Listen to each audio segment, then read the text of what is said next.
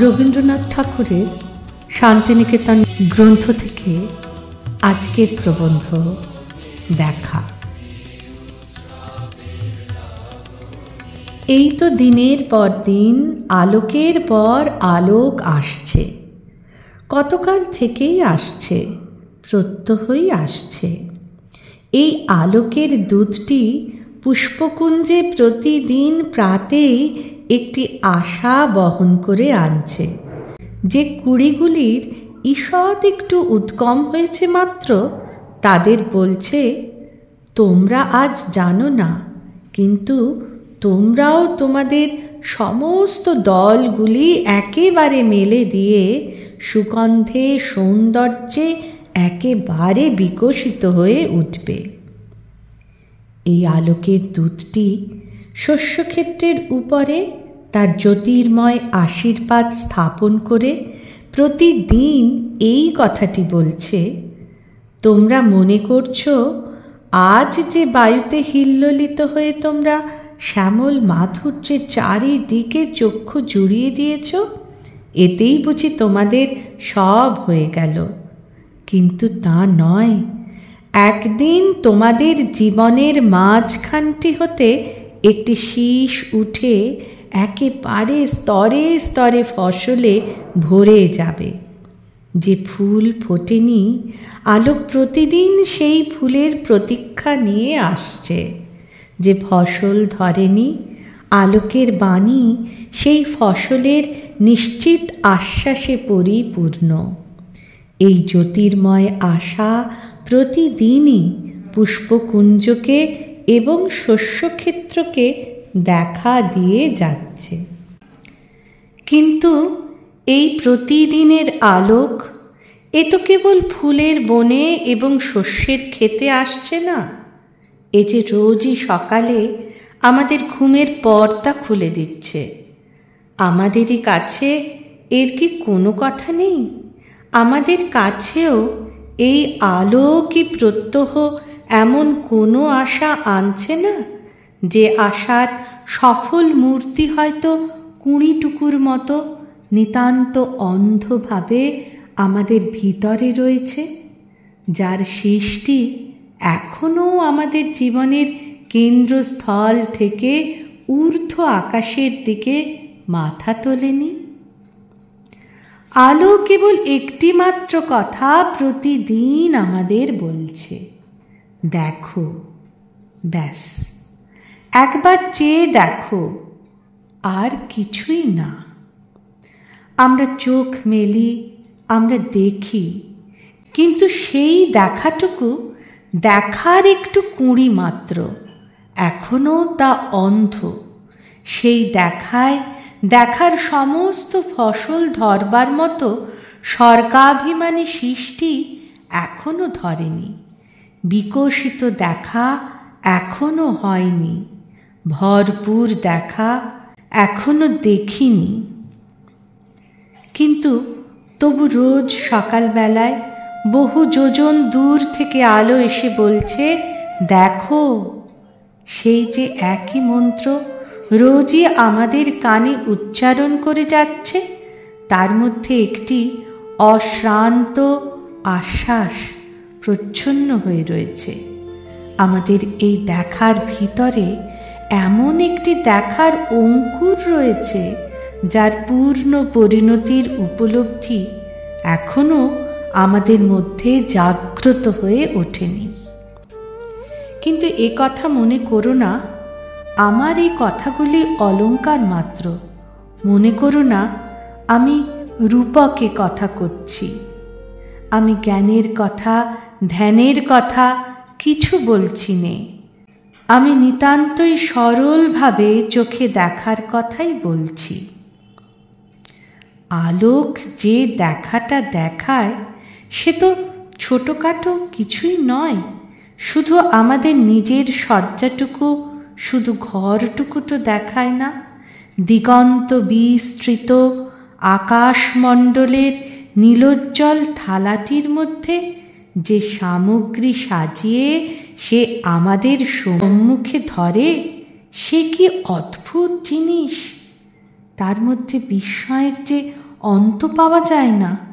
আমাদের প্রতিদিনের যেটুকু দরকার তার চেয়ে সে যে কতই বেশি।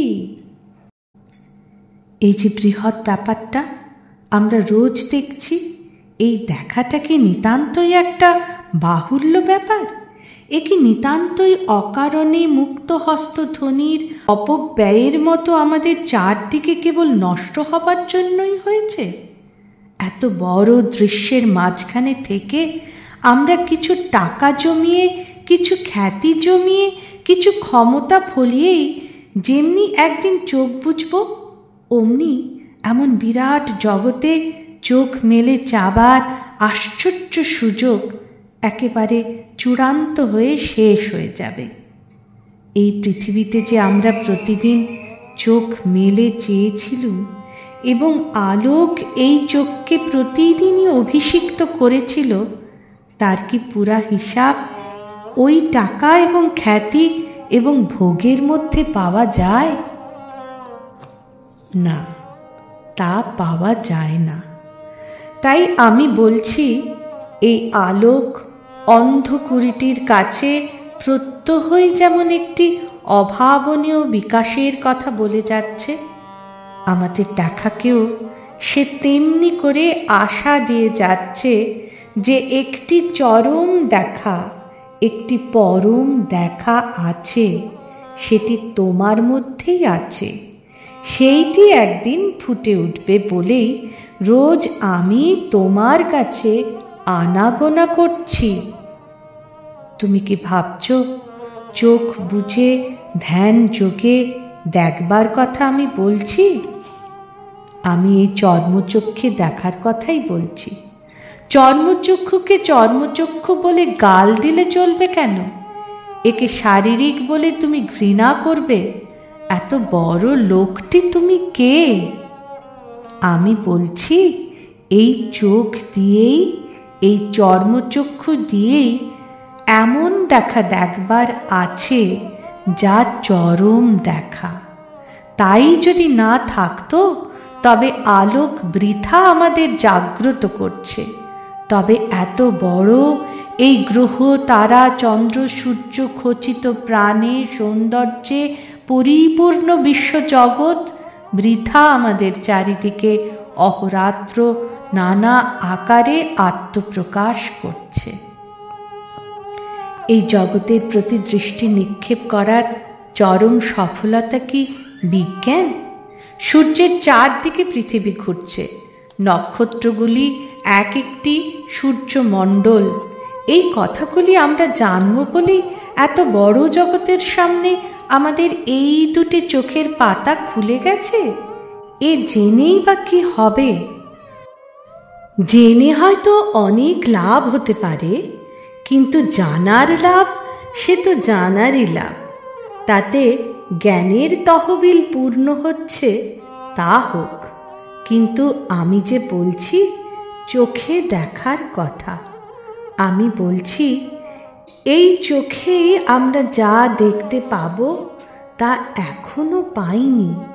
আমাদের সামনে, আমাদের চারদিকে যা আছে তার কোনোটাকেই আমরা দেখতে পাইনি, ওই তৃণটিকেও না। আমাদের মনই আমাদের চোখকে চেপে আছে। সে যে কত মাথা মুন্ড ভাবনা নিয়ে আছে তার ঠিকানা নেই।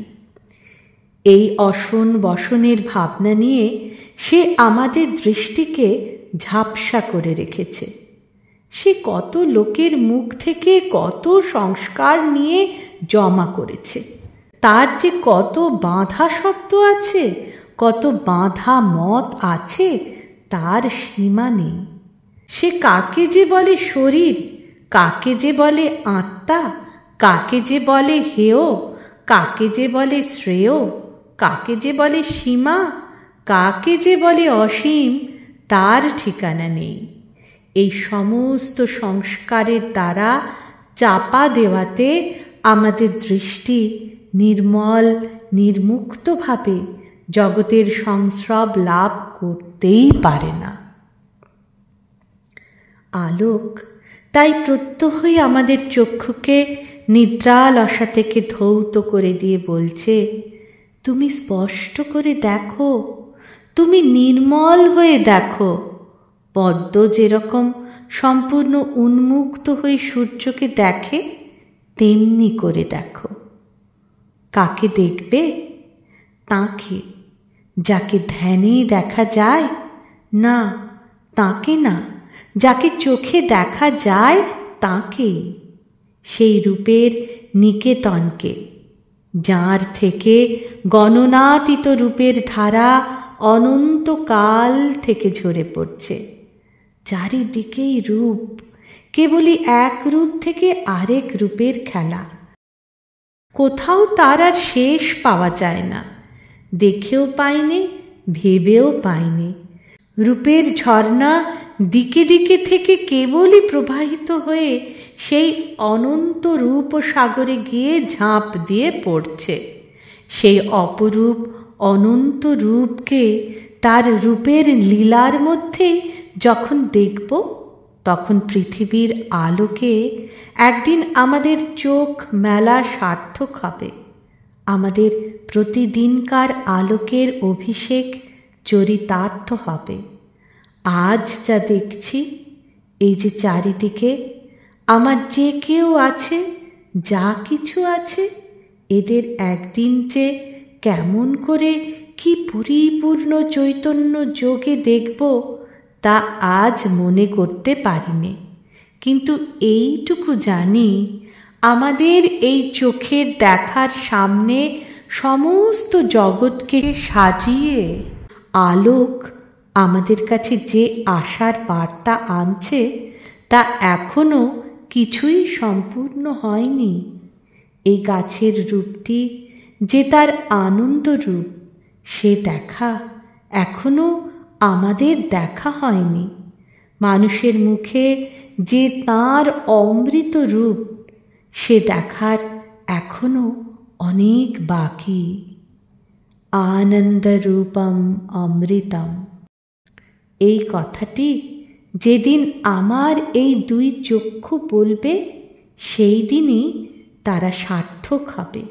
সেই দিনই তাঁর সেই পরম সুন্দর প্রসন্ন মুখ, তাঁর দক্ষিণাংমুখং একেবারে আকাশে তাকিয়ে দেখতে পাব।